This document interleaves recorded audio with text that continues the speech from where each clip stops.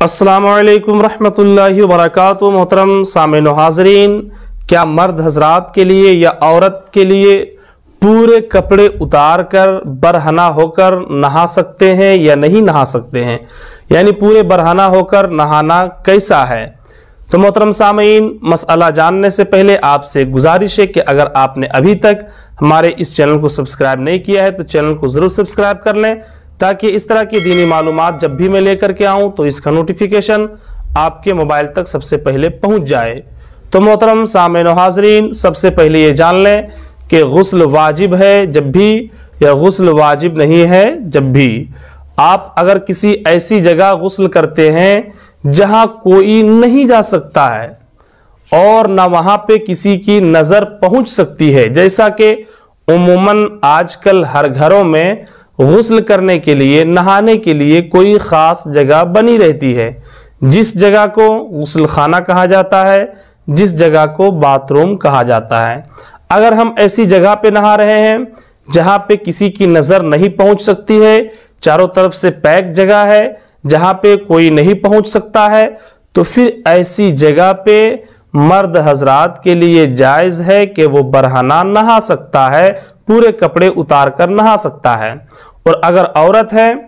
और वो भी किसी ऐसी जगह गुस्ल कर रही है जो चारों तरफ से पैक है, किसी के आने का कोई शक्को शुबहा ना हो, जहां पे किसी की नज़र ना पड़ती हो, तो फिर ऐसी जगह पे ख़वातीन हजरात भी कपड़े उतार कर नहा सकती है, कोई हरज की बात नहीं है और आपका वज़ू भी हो जाएगा। ऐसा नहीं है कि आपने अगर गुस्ल खाने के अंदर बरहना कपड़े उतार करके गुस्ल किया तो वज़ू बनाने के लिए आप कपड़ा पहन लेंगे तभी आप वज़ू बना सकते हैं, ऐसा कुछ भी नहीं है, बल्कि आपका वज़ू भी उसी वक्त हो जाएगा। लेकिन यहाँ पे एक बात ये ध्यान में रहे, जो लोग ऐसी जगह पे गुस्ल करते हैं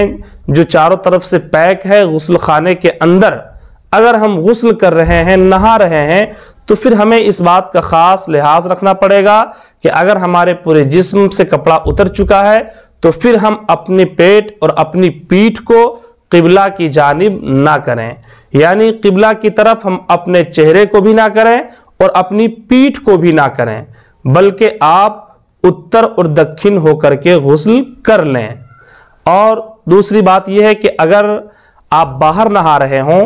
यानी गुस्ल खाने में नहीं बल्कि बाहर नहा रहे हो, तो मर्द हजरात के लिए ज़रूरी है कि कम से कम नाफ से लेकर घुटने तक इतना आपको छुपाना ज़रूरी है, क्योंकि मर्द हजरात के लिए यही सतरे औरत है।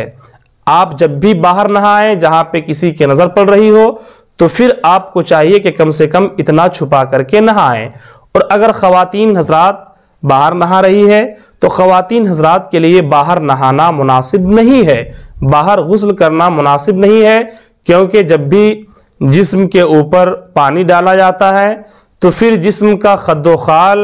और जिस्म का शिडोल नज़र आता है, क्योंकि पानी पहुँचने के बाद कपड़ा जो है वो जिस्म से चिपक जाता है, जिसकी वजह से औरतों को बाहर